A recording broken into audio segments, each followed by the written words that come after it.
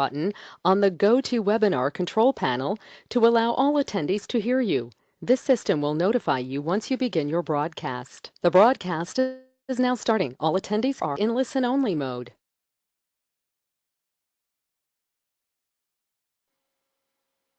Hello, traders.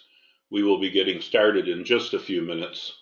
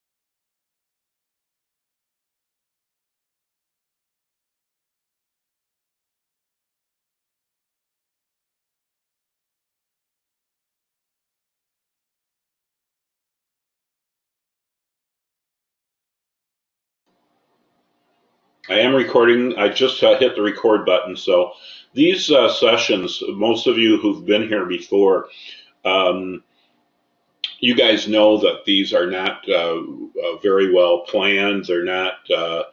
They're very rarely accompanied by a PowerPoint presentation.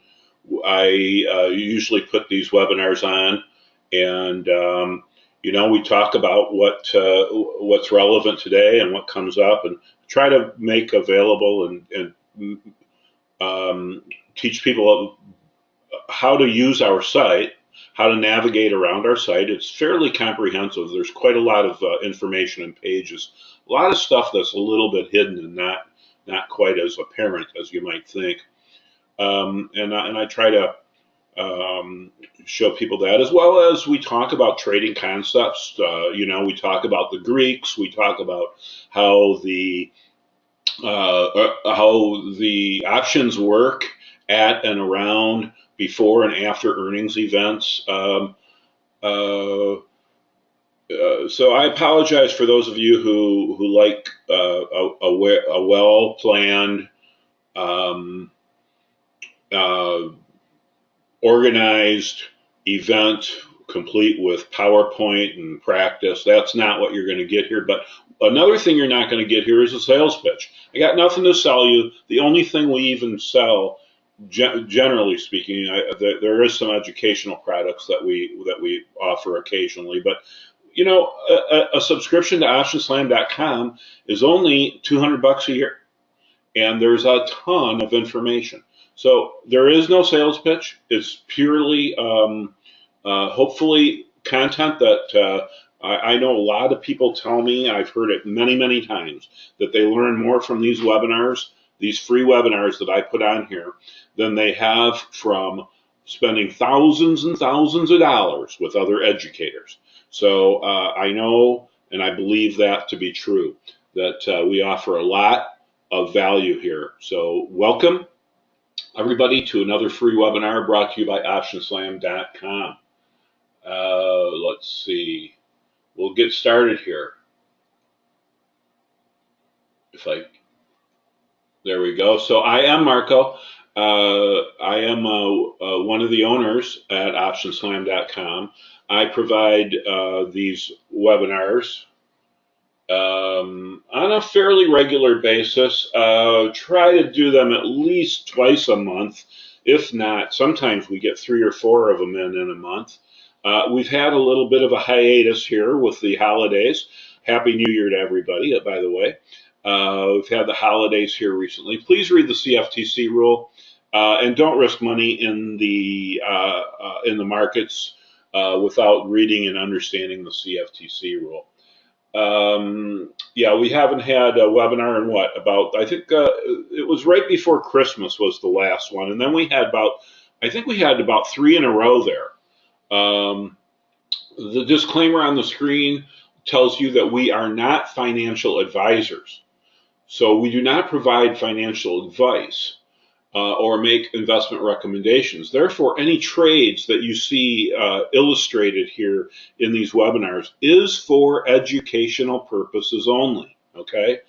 They are definitely not recommendations.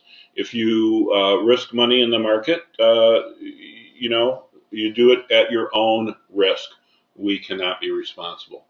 Okay, so let's move on with the webinar. Now, these webinars are an opportunity for you to ask questions also. If you have questions about trading, about how options work, specifically if you have questions about our website, this is your opportunity to get a animated answer. In other words, I'll be able to provide video and point with my cursor. You guys can all see my screen.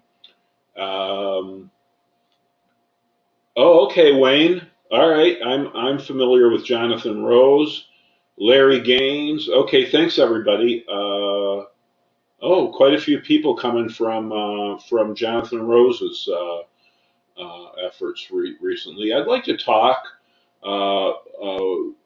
with all of you folks privately, telephone conversation. You know, I make myself available to you folks by email.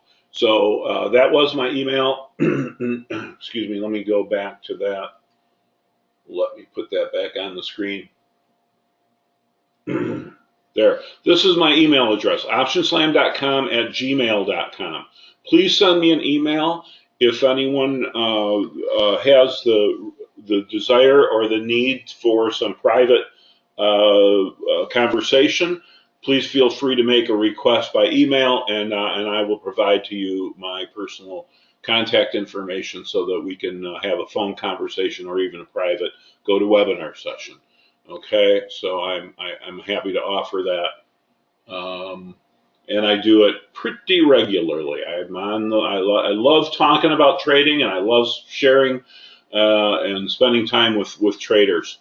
Okay, so speaking of webinars, I want to show you. We're going to spend some time today reviewing the website. We're not quite into an earnings cycle yet. We're about to come into the beginning of a new earnings cycle. There's a few new stocks trickling in. I don't know if you want to think of those as the beginning of a new earnings cycle or the tail end of the last earnings cycle.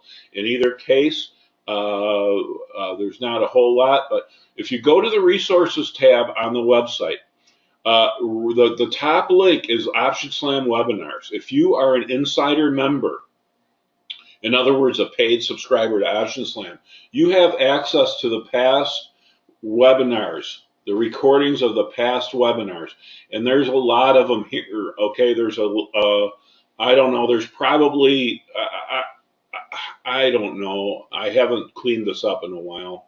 Let's scroll down to the bottom and see how far back these go. All the way back to June of 2015. So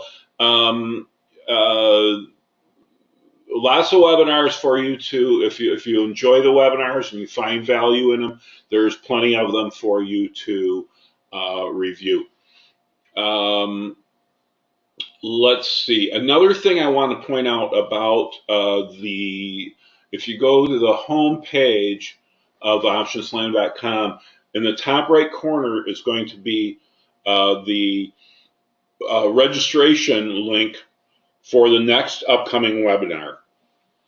Otherwise, we usually remember to send out a invitation by email. So if you are registered, now what you can do, if you go over here to the right sidebar menu, some people, if this gets in the way, let's say for example, I want a few nuances that I want to make you aware of. Like, so if you narrow up the your browser screen, and you only put on the, you only make it wide enough to see the page, then this menu bar gets in the way. All you gotta do is click the hide button, and it minimizes down to the bottom right corner.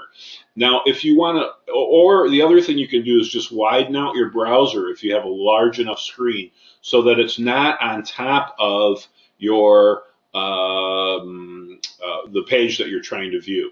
Now, if you're not getting our emails, make sure you go over here to this right sidebar menu. The right sidebar menu offers, this is where you get to your personalized features. The personalized features, for example, you can personalize. Well, we're going to work extensively with the stock screener, so I won't talk about that right now. But here you can create watch lists. I don't think there's a limit. I think you can have as many watch lists as you want. Okay, so, and then we'll email. If you use the watch list, you can choose to have the results of your watch list emailed to you, as well as your stock screeners. Okay. The other thing I want to make sure that, go down here to the My Profile link, down here near the bottom under My Account, go to the My Profile link to decide which newsletters, which email messages you want. We don't send out a lot. We don't inundate you with email messages, okay? Like some other sites that I know of. They get 2 or 3 a day from some of them. Man, enough to drive you nuts. So, by the way, I wanted to ask you guys, is my voice coming through clear? I got a new microphone. I bought myself a Christmas present, and I got myself a new microphone because, that other one, the last one I was using, wasn't working that great. Some people complained, said, yeah, the quality of your voice, Marco, just isn't as what it used to be. So let me know. Okay, great. Thanks, everybody. Great. Glad to hear it. Yep. Yeah, I bought a really nice microphone, and hopefully you don't hear the furnace running in the background. It's been under 10 degrees here in Michigan for, it feels like forever. So the furnaces are running almost constantly the last month or so. So the noise canceling in this new microphone hopefully accentuates my voice and plays down the background noise of the furnace running in the background there. Okay, all right. So again, this is where you find the personalized features at OptionSlam over here, and you can click that hide or show for the functionality of that. All right, let's go over to now the most popular page at OptionSlam.com, and that is our stock screener page. You might think, well, earnings calendar is really important. Well, it is, and but the stock screener actually is, in my opinion, easier to use as an earnings calendar than the earnings calendar itself. Now we're redesigning the earnings calendar, and I think you're going to like the new design. But for now, I'm going to point you to the stock screener, also known or previously known as upcoming earnings tool. Probably the most popular page at OptionSlam.com. So again, back to our personalized features. You see, I have a few filter sets that I've saved. One I call generic. I'm always changing these around. Negative expectancy and positive expectancy. There's some specific webinars. I don't know what they're called, but as you go through some past webinars, you'll see what these refer to.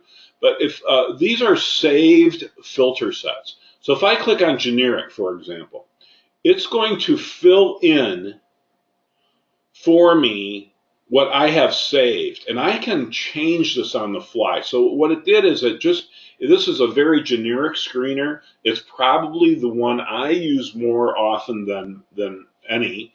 It shows me stocks that are going to be reporting earnings within 1 week from today. Now I can change that on the fly to 2 weeks, or 2 days, whatever I want, right? Let's just leave it at 1 week for now. I personally, I do trade occasionally stocks that don't offer weekly options, but for the most part, I'm a weekly options kind of a guy. Okay, I like stocks that offer weekly options. I like the flexibility, and stocks that offer weekly options. Those are probably the most liquid of the stocks. Stocks that don't offer weekly options. The reason they don't offer is because there's not a huge demand for options of those stocks. That's probably the main reason they don't offer weeklies on XYZ stock or ABC stock or whatever the case might be, is because the demand isn't there. So if there's a demand, then they probably will be offering weekly options. So some of these other filters I personally don't use now. I know the reason that they're here is because they've been requested by users. Okay, some people want to filter by the market. Some people want to filter by the sector. So you can do that. I'm pretty much interested in liquidity, so I use a 2 million minimum average daily volume filter. And if I click the submit button with that generic filter set, I only get 3 stocks that are going to be that fit that criteria. And again, let's review the criteria. One thing I skipped is I got $20 minimum. Now, if I reduce that criteria down to nothing, for example, and rerun, I still only get 3 symbols. Okay, so even though I reduced that filter down, so let's take that back to the stock price of $20 with no max. Okay, now if I change this and look for stocks that are going to be reporting further out, for example, 2 weeks from today, then you're going to see a difference here. Instead of only 3 results, now I got 21 results that meet that criteria. Stocks that are going to be reporting within 2 weeks from today, they trade over $20, they trade at least a minimum average daily volume of 2 million shares in the underlying equity itself, the stock itself. I got 21 results. So you can see there's only 3 stocks this week, but within by the end of next week, then the number increases dramatically. And if we go out another week, of course, then it's going to be into the thick of it. Okay, then we're going to be into the thick of it. Let's go out 3 weeks from today, and then you can see that we more than doubled again how many stocks are going to be included in the report. Okay, so a few things that happens once you get to the report is you can hover your mouse over a symbol and get some basic information. A pop-up appears.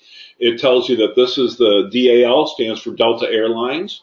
And some other basic fundamental type of information, such as where the stock closed yesterday, the most recent closing price of the stock, and market capitalization, average volume. The stock trades over 7 million shares, average daily volume. And the EVR is the earnings volatility rating. That is our, we rate all stocks that we follow, and that's over 6,000 stocks that we track here at OptionSlam.com. And EVR is the earnings volatility rating. That is our own formula. We rate every stock for how sensitive it is to its earnings event. Okay, so every stock has an EVRs. EVRs range from 0 to 10, and the average is about 2.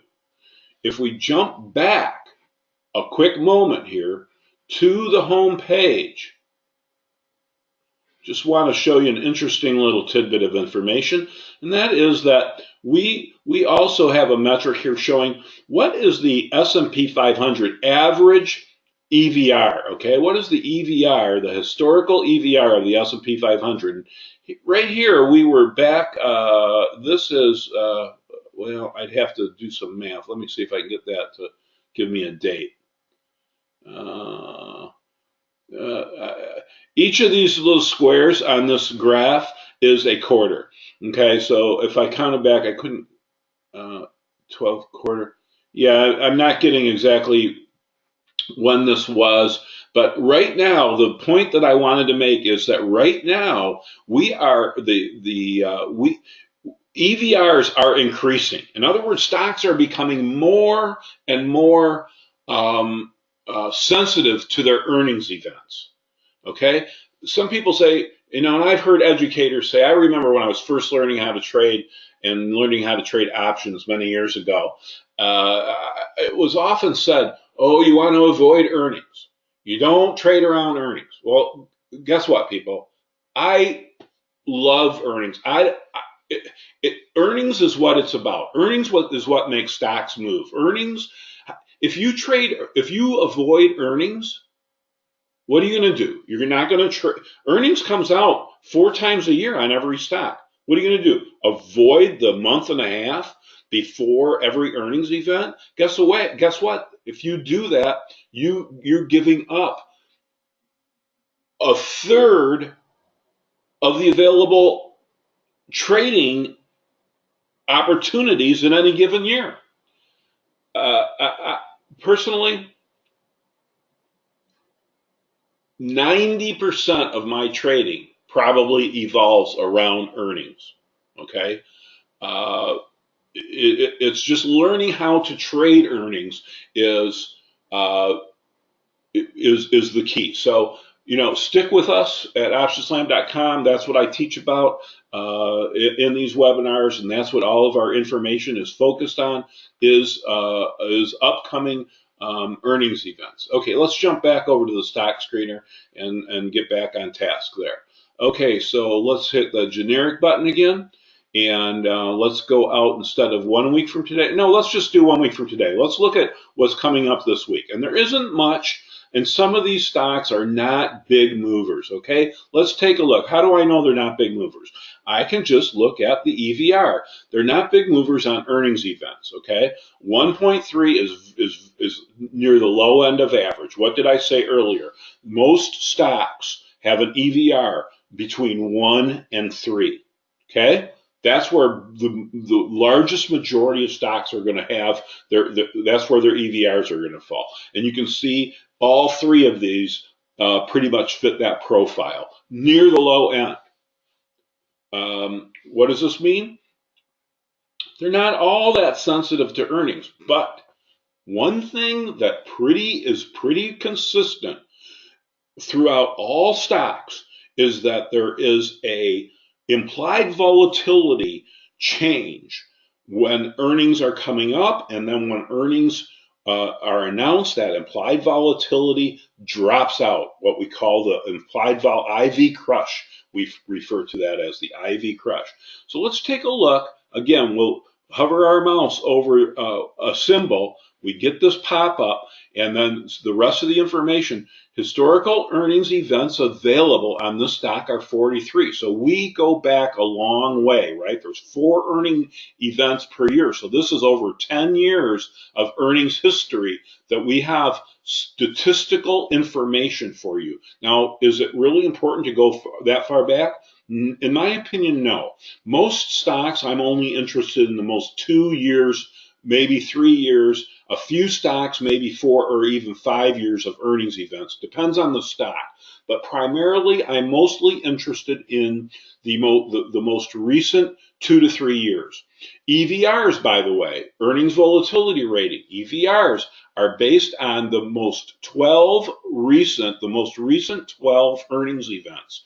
Once an earnings event is 13 quarters old, it drops out of our formula.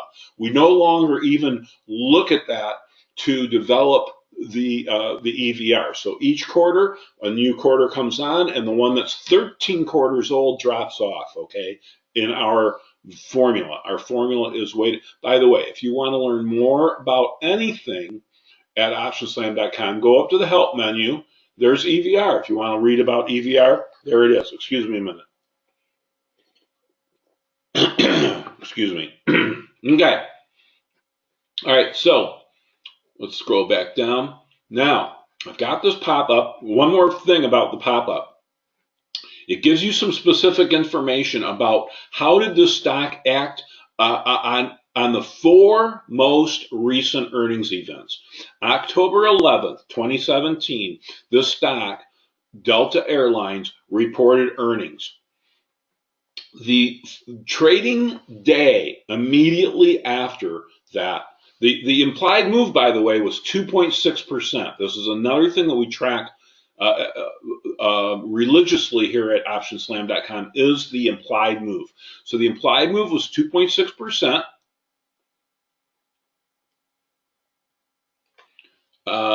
The current implied move is 3.2%. Okay, so I've got a comparison here. I've got some information and some data that can help me. And this is telling me that if I take a look at all the implied moves, 2.6, 2.7, so there's some information here at a glance without having to go. I'm going to show you how to go further and get more details, okay? But this at a glance gives me some really good information. What we try to do is provide you information so that you can get a feel for the stock, a feel for how the stock behaves at and around earnings events, what it does after the earnings event, so that you can then make educated decisions in designing your trade strategy. And I teach a lot about how to design trade strategy in these webinars. Also, today I'm going to spend more time talking about just the data and information that we offer. Next week, we'll spend more time actually designing some trade strategies as we have some more interesting stocks coming up next week. This week we got, there's not a lot I can do with Delta, JPM, which is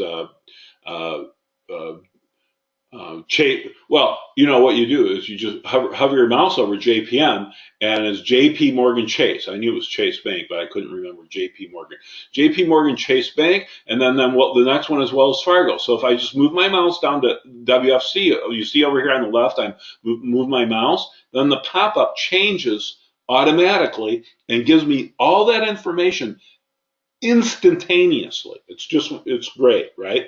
Again, what do we got on WFC? Implied move of 2, 2, 2, and 2.5. What's the implied move now? Current 3.8. How do we get some more information on that? JP Morgan, just right click on that, and then I'm going to open the link in a new tab. So now I've preserved this list in this tab. I got Wells Fargo now in this tab, and you see there's my implied move. The current implied move is 3.84%. That's the implied move weekly. If a stock doesn't offer weekly options, you're only going to get the monthly implied move. Okay, I won't spend much time talking about that right now. The only thing I want to say about monthly implied moves is don't forget that's based on the monthly options that expire on the 3rd Friday of the month. If we are in Friday number 2 or Friday number 1, let's take a look at a calendar here. If I pop up a calendar, we are in the week of Friday 2. Monthly options expire next Friday. So a monthly implied move is really not a whole month given today's date of the 9th. That's the only thing I want. We'll talk about more about that possibly in another webinar, but a monthly implied move is relevant to what part of the month we're in when we're looking at it. It could be 1 week away, it could be less, it could be 2, could be 3, could be 4 weeks away, maybe even in some cases as much as 5. So how do we learn more about the weekly implied move? Because that to me is the most important one when it's available. That's the one that most closely resembles and predicts what the market is expecting or implying the move of the underlying stock could be. What's this saying? It's saying that we expect Wells Fargo to move up or down 3.8% after they announce earnings on January 12th before the market opens. So that day, January 12th, it will be the first trading day after the earnings event because they're reporting before the open. Okay? So the market is implying a move based on the at-the-money straddle price. That's where that number comes from. Where can I learn more about this implied move? Go to the implied move weekly page. Right here, the black bar is now representing all of the different pages available on Wells Fargo. Okay? So you can go to the implied move weekly page and get much more statistics, both current and historical, on implied move on this specific stock. We are currently on the earnings history page of this stock. Okay? And if you scroll down, there's a table that gives you a lot of statistics here about how the stock behaved on past earnings events. Okay? Price movement within one trading day after an earnings event. You can see this stock generally reacts negatively to its earnings event. Interesting. Okay? Is that something that you want to bet that history repeats itself? Or are you the contrarian who wants to place your bets on by fading what I call fading the historical?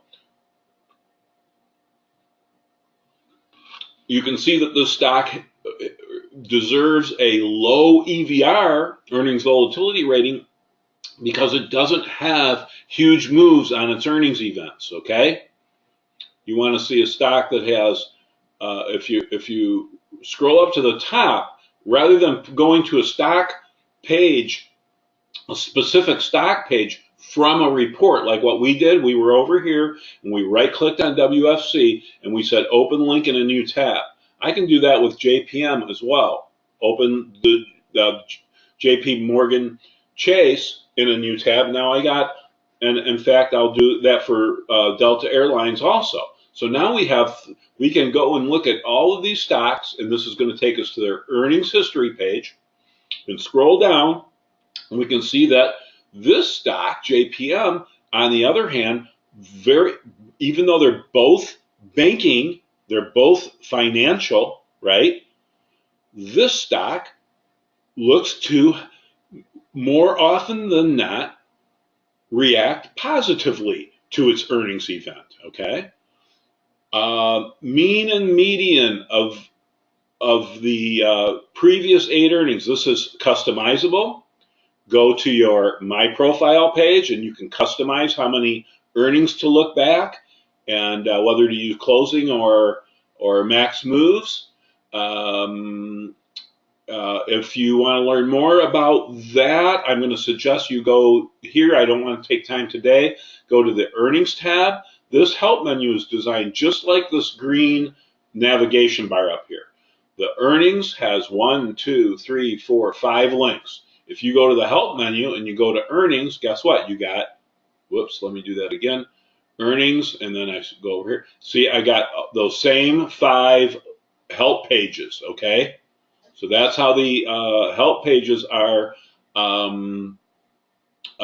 designed, so that it follows the same logic as the menu bar up there. All right. Okay, so we're on the earnings history page. We have this. I'm not going to talk about these statistics over here today in the interest of time, but you're welcome to go read about these statistics over at the in the help pages. Okay, and then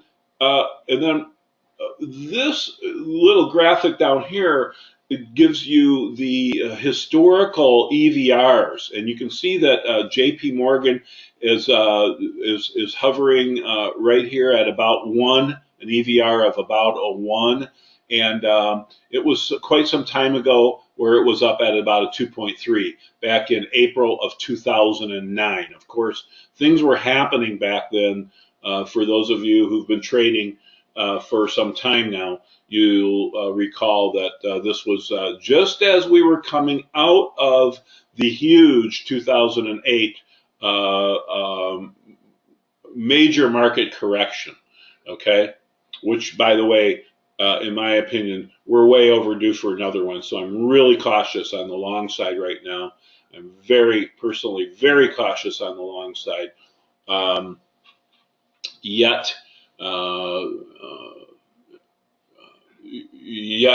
yet I'm not actively shorting the market either. Because it's pretty hard to trade against this strong of a trend. Right now, we're in a very strong trend to the upside. Okay, so let's see. Let's jump over to the implied move weekly page. Very important page.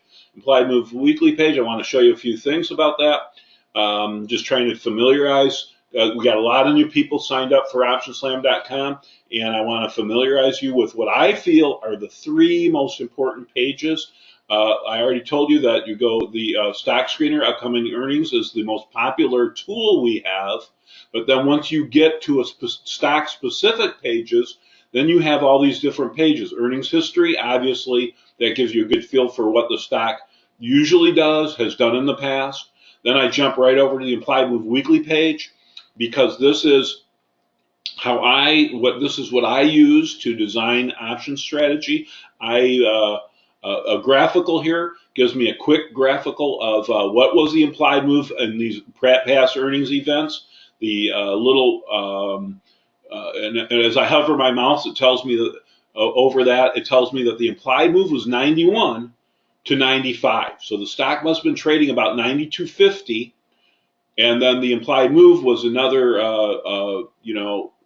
let's see, 93, probably 93, and then the implied move was approximately $2, okay, which would take it up to a high of 95 and down to a low of 91. And then the green candle inside there tells me what did the stock actually do. And it's standard Japanese candlestick type of conceptual. In other words, a green candle means that it opened at the low, closed at the high. A red candle means it opened high and then closed lower, okay? But I can see from looking at the most recent 5 earnings events that this stock almost always moves inside its an implied move. So should I put on some kind of a strategy expecting this thing to go really high or really low? If I'm bullish, should I expect the stock to, go up 10 or 15%? Not based on the last 5, just from a quick graphical illustration here, a quick glance at this chart, I can see I'm going to be better off playing for, if I'm bullish, I'm going to play for a very small bullish move, because this thing does not really, it's not a high flyer, right? Okay. We take a look at, for example, let's go to, now I can go to a different stock page. If I type a symbol up here, I'm going to go to the earnings history page. But if I want to stay on the implied move weekly page, I'm going to choose this blue next to this field next to the blue button. Let's just type in NFLX. There we go. Netflix. Okay, let's go to Netflix, for example. All right, now we're on the Netflix implied move. And now we can see, well, here's where a stock has moved outside of its implied move here. Here it moved outside of its implied move. 3 out of the last 5, it stayed inside the implied move. 2 out of the last 5, it moved outside. And look at the size of these implied moves, considerably larger. Implied earnings volatility rating, 4.0. Okay. We were just compared it to JPM or WFC or Delta Airlines, all with 1s EVRs. This has got a 4 EVR. Let's take a look. Look at the implied move, 7% instead of 2%, right? 8%, 9%, 12% implied moves instead of the 2% that we see in some of those lower EVR stocks, okay? So let's go back to, well, I'll just hit the back button here, and that takes us back to JPM. All right, so one clarification, open, high, low, close. On this page, not to be confused with the price of the stock. This is the open, high, low, close of the implied move. What do I mean by open, high, low, close? That has to do with, I'm going to look at, when I click the submit button, this is going to take me to more details. See, we actually removed this feature from the website a couple of years ago, and as soon as we removed the feature, we got inundated with emails from our subscribers saying, where's the details of the implied move? I want to see. We didn't think anybody was looking at that, but people want this information. This is the details of the implied move. We've been tracking the at-the-money straddle since December 13th, okay? This timestamp is incorrect. I keep forgetting to get the IT department to fix that timestamp. But we've been tracking the implied move since December 13th on this stock for the upcoming earnings event, okay? Which is happening when? This week on the 12th, okay? So here's the details. And this open, high, low, close refers to the implied move, how it has evolved. We also have a graphical of that. Let me show you that. Here's a graphical of the implied move. It's the other chart here. And this says the implied move starts up here, but by the time you get to the earnings event, it actually deteriorates in value. So there's a lot of traders who say, well, I like to buy straddles, 2, 3, 4 weeks ahead of an earnings event. And then the implied volatility is going to help, make that trade, positive, profitable. Well, this for you folks is evidence that that is a tough strategy. I'm not saying that it doesn't work. I'm just saying that you need to really pick and choose your stocks for that strategy. This stock is not one that is likely to prove profitable with a pre-earnings release long straddle strategy, because the straddle price, the at-the-money straddle price, deteriorates in that period leading up to the earnings event. And that is true primarily, generally speaking, across most stocks, okay? Now, can that strategy be profitable even if the at-the-money straddle is deteriorating in value? The answer is yes, it can still be profitable. But what it requires to be profitable in that strategy is a definite move, a directional move of the underlying stock. From the day you put that straddle on, you not only the thing that's going to make that strategy profitable is a strong directional move. Okay, so I'm not saying it won't work. I'm just saying you have to be very careful and do a lot of analysis and pick and choose your stocks that you apply that strategy to. You can't just do it and expect it to work. Okay, tough strategy. Okay. All right, let's see. What else could we talk about? Okay, so that's the implied move weekly page.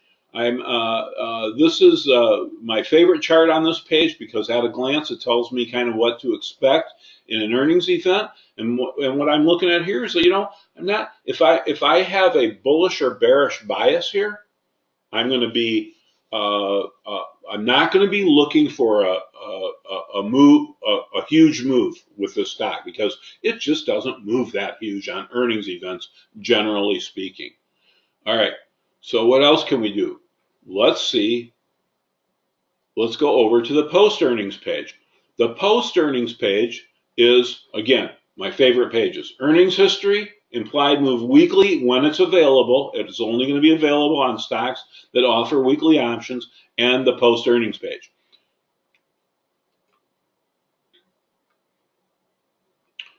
Post earnings page tells me how that stock, the earnings history page tells me how the stock behaved one day after an earnings event. But the post earnings page takes it several steps further. It shows me, did the stock hold its move? The 1 day move was down 0.28%. Within 3 days, it wasn't down much more, but within 5 days, it had recovered. Okay? On the last earnings event, how about the earnings event before? Down almost 1%. Within 5 days, down 2%. Within 2 weeks, 13 days, back to only 1%. And then within 3 weeks, started to recover. Again, a down move looks for, at least in recent events, some recovery. This starts getting me to think about strategy design. Maybe if I wasn't bearish on this stock, okay, if I don't have a bearish attitude or bias, maybe what I could do is go out 3 or 4 weeks or 5 or 6 weeks from now and sell a naked put, for example, on this stock. What's the advantage of that? Well, first of all, I can see when this stock goes down on an earnings event, within a week or 2 or 3, it recovers generally. Okay? So the history is giving me a clue that might be fairly safe strategy. Even if I'm wrong, what's selling a naked put, right? That's a bullish strategy, right? What's the advantage to selling a naked put? Well, I'm always looking to take advantage of implied volatility crush in an earnings event. And what's going to happen to a put contract after the earnings comes out? The implied volatility is going to crush. Even if I'm wrong about direction, that could still be a positive, a profitable trade, right? Because the implied volatility crush is going to suck the premium out of those puts. So if I sell a put and the stock only moves, even if it moves negatively, as long as it doesn't move huge, right? I'm going to be okay. And especially if I give it a little bit of time, because the history that I found at OptionSlam.com tells me that even when there's a negative move on this stock, within 1 or 2 or 3 weeks, it recovers and becomes positive. And I'll be able to close that trade for a profit 2 or 3 weeks from now, if not immediately the very next day. If you have a positive move immediately the next day, you can take that trade off the table for a very large percentage of the maximum profit available. Let's take a look quickly at what that might look like in using the Think or Swim. Let's see, what stock was that? I think that was JPM, right? Yep, JPM. Okay, so JPM, again, not a huge mover, not a huge implied volatility builder, but it does have an implied vol. For example, take a look right here. You got an implied volatility of 30% right now on the front week weeklies. Where is volatility after earnings? You know what? It's 20. It's down here in the low 20s. See this? 20. So this tells me that this volatility is going to crush, and it's going to crush in all of these future contracts as well. So if I go out to, for example, February 16th, let's see if this is a viable strategy. What could I do? You got an implied move here of about, let's see, what do we say at OptionSlam.com? You got an implied move of about 2.5%. 2.5% of a basically $100 stock. We're talking about a $2.50 move. So if I go down, if I go out in some time, let's go out to the Februaries, for example, and let's go down from let's call it let's just round it to 110 and go down $2.50. 110 down to $2.50, down $2.50. Well, there is no strike in the regular monthly Februaries. Let's go down $5, twice the implied move. We could sell this 105 naked put for $1.07 right now in the open market. Okay, let's take a look what that looks like. I don't know what this trade is.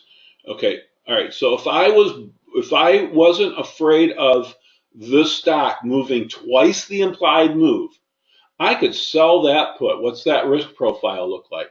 We're in the Thinkorswim Analyze tab, sometimes known as the AN tab, right?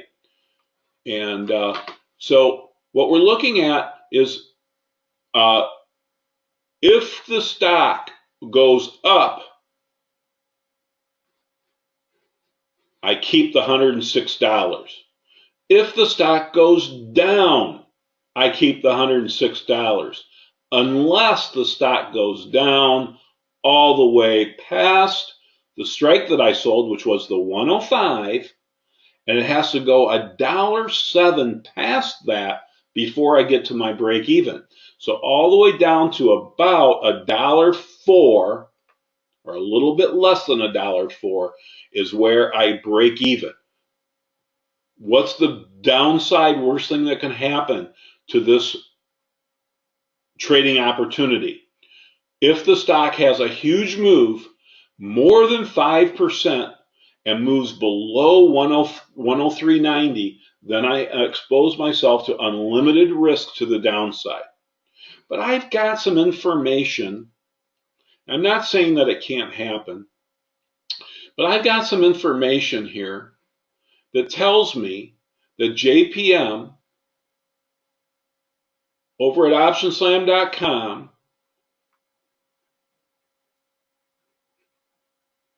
never on the visible screen, the last 10 earnings events, that's 2.5 years worth of earnings events, has never gone down 5%, not even in a month. Does that mean it won't happen this time? I can't guarantee anything. There is a risk that it could possibly happen. But you know what? Looks pretty safe to me, right? Selling a naked put on JP Morgan at double the implied move looks like a pretty good bet. And you know what? I'm getting paid pretty handsomely for that as well, bringing in $106 or $107 per contract.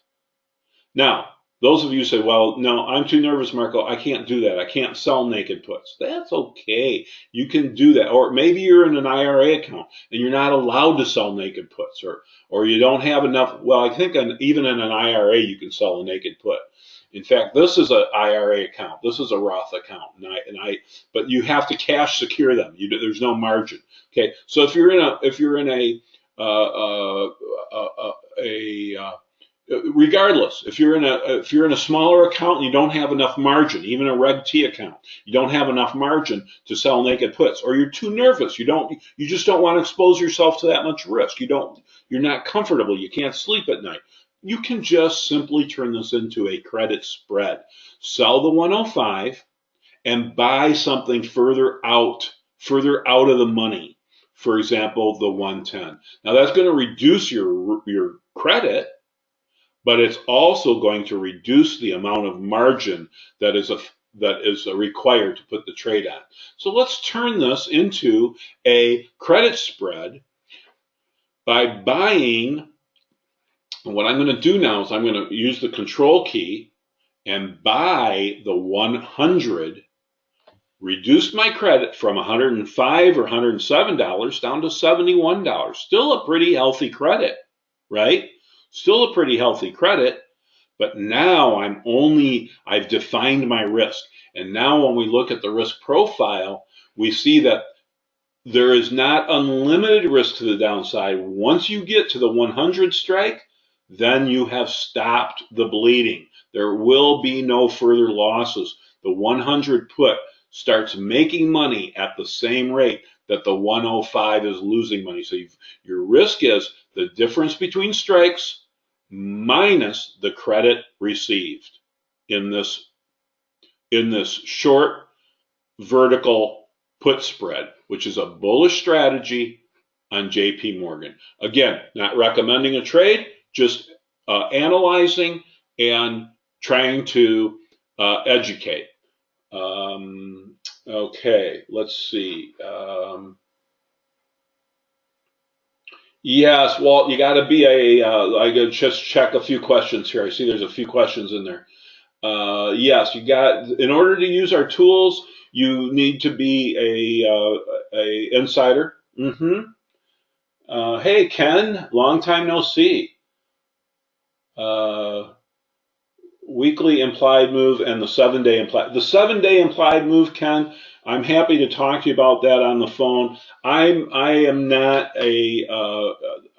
there's some issues with the formula in that 7-day implied move. That 7-day implied move was one of our people on our staff designed a formula. I'll just quickly look at that. The intent here was to try to illustrate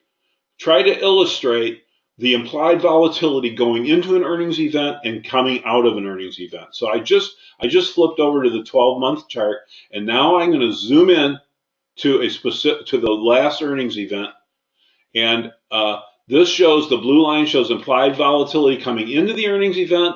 The dashed line is the earnings event, and then you can see the blue line crushes immediately after the earnings event. Much easier to see on a stock like let's do Netflix again, NFLX, or let's see, NFLX. That's not working very well. Let me just scroll down to Netflix. What the heck? That's crazy. It's not even. That's crazy. Let's try this. And then we'll go to the 7-day implied move on Netflix and see if it's even there. Yeah, it's there. There's a chart for it. I wonder why it didn't show up in the drop-down menu. So here, this is easier to see. Let's go to the last earnings event. 7-day implied move. This was an attempt, and I emphasize attempt, at showing implied volatility building into the earnings event and then crushing after. It shows the crush pretty accurately. It does not show the build, in my opinion, as accurately as it should. The build is not represented as accurately as it should be, and I hope to revise the formula so that we can more accurately provide this kind of information. Okay, Ken, but you're welcome to, Ken, if you like. I know that you've taken some educational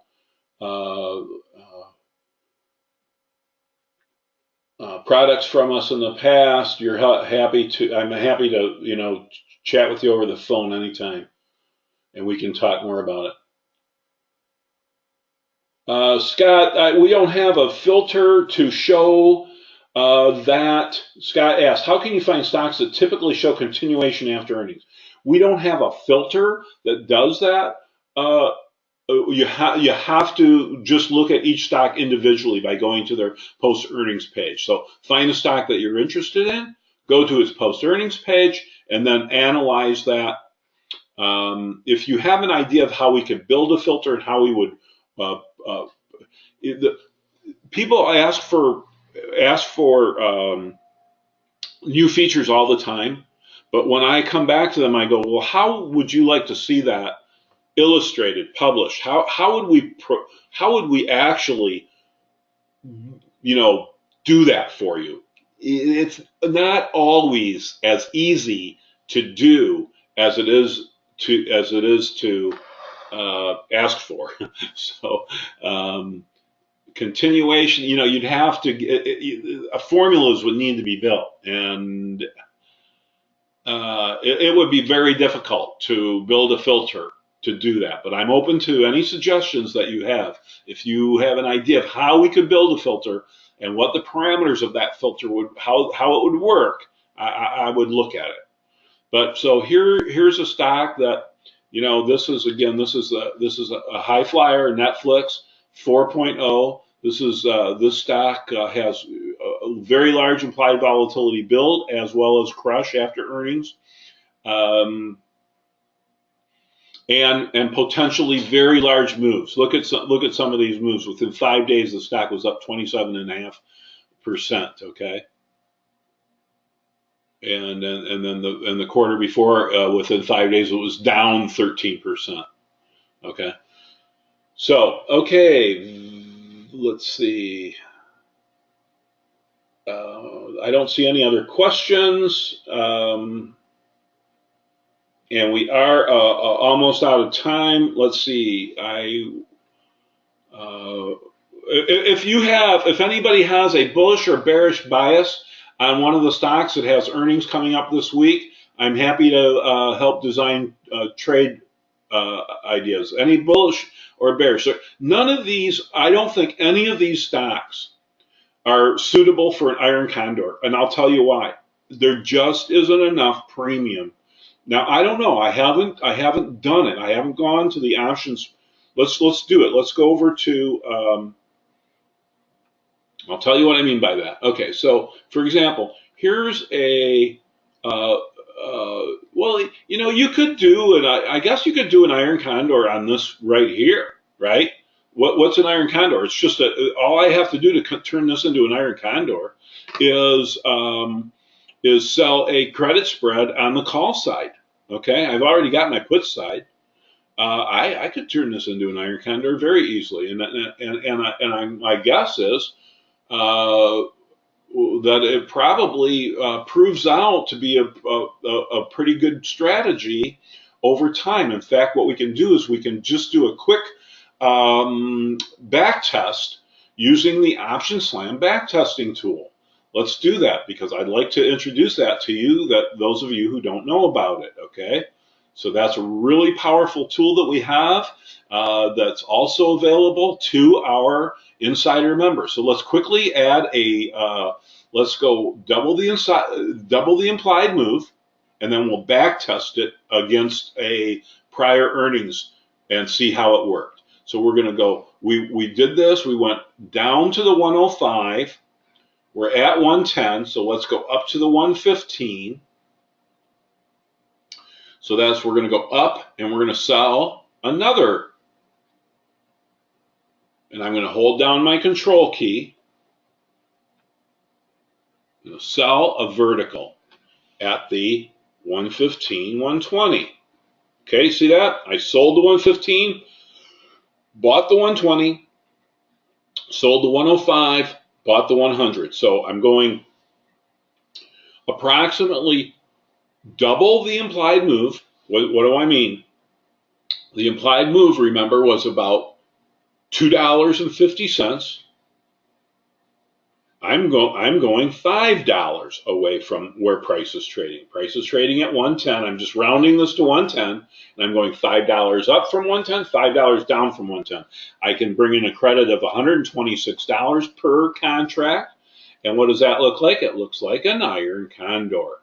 Looks like an iron condor that's just leaned slightly bullish only because the stock is not trading exactly in the middle at 110. Okay? So how can we backtest that? See how that worked in previous earnings events. Let's go back to OptionSlam.com.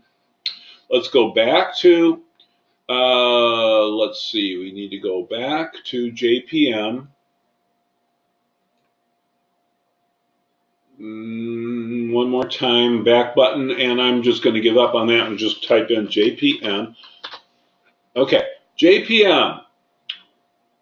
Last earnings event was October 12th, before the open. So let's go to October 11th, the day before, the last trading day prior to the earnings event, okay? The implied move, let's go see what was the implied move of JPM on that day. Let's go to the implied move weekly. The implied move was 2%, okay? The final implied move was 2%. The stock was trading for $96. Let's go now to our backtesting tab. Let's go to OSBTT. Let's learn how to use the OSBTT. Let's go and type in the symbol here, JPM. Let's go and enter a trading date. I forgot what the date was. We just go. Let's see.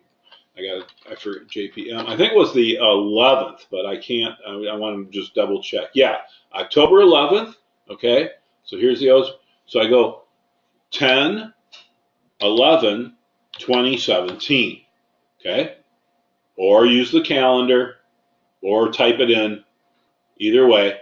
Then click the next button. What are we going to do? We're going to go 2% away from where the stock was trading. Let's select a strategy. Let's do an iron condor. Not a long iron condor. Instead, we're going to sell an iron condor. So short iron condor versus buying the iron condor. Let's select an expiration date. If we go out, we can do anything we want here. You can analyze and decide whether you want to go out and buy yourself some time or do the front week weekly. However you want to do it, let's just, for simplicity's sake, let's just use the front week weekly, expiring the 13th.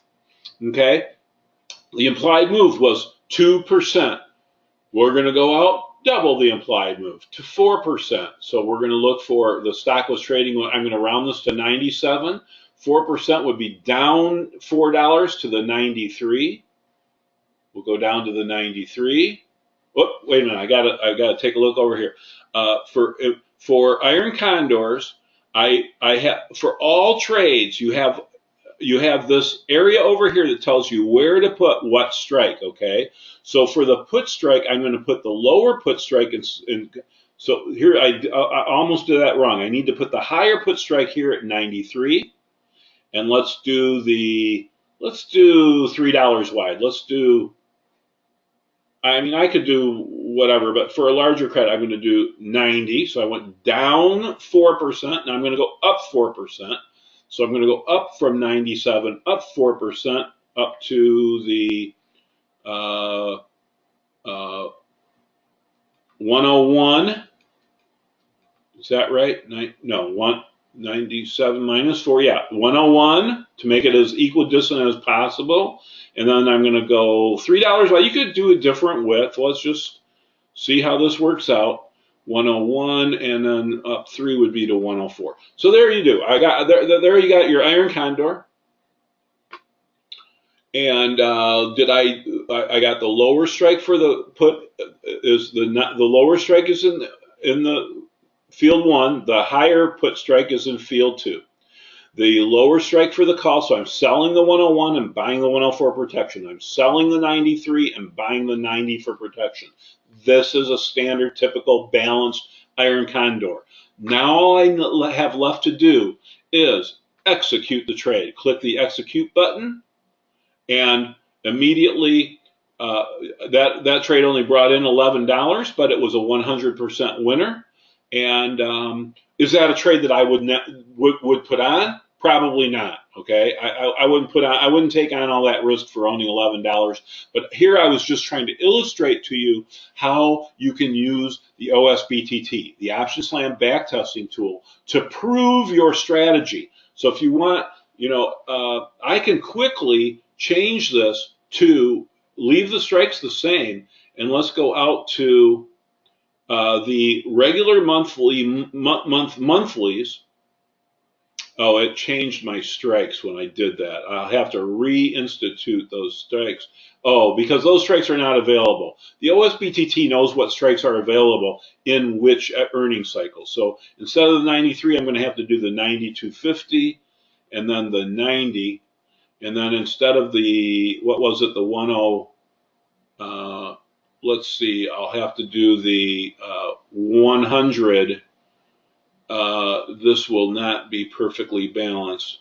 Let's go to the 87.50 so that it is perfectly balanced.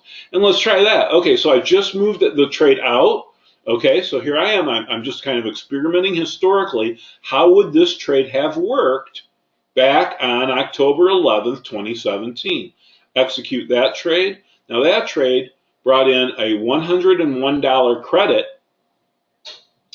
and the stock moved out of range, and that trade eventually was underwater, but had you held it long enough, it turned into a 100% winner. Now that's without any adjustments, just raw, put the trade on. Now I'm not suggesting that's how you trade. Okay, I'm not suggesting that you should trade without adjustments.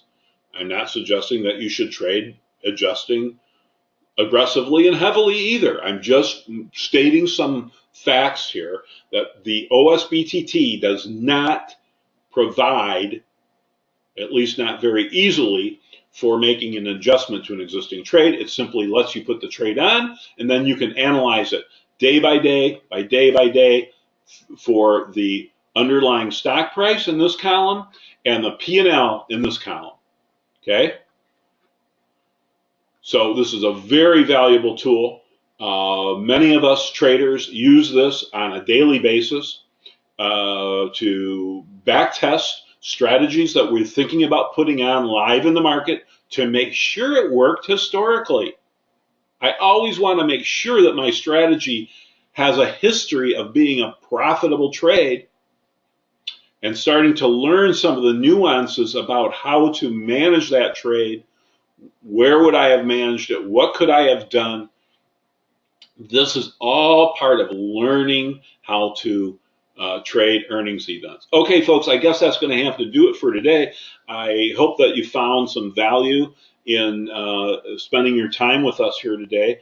Look forward to visiting with you again. I think I'll probably be doing another webinar here next week, Monday or Tuesday. Keep an eye on the homepage at OptionSlam.com, and look forward to seeing you again next time.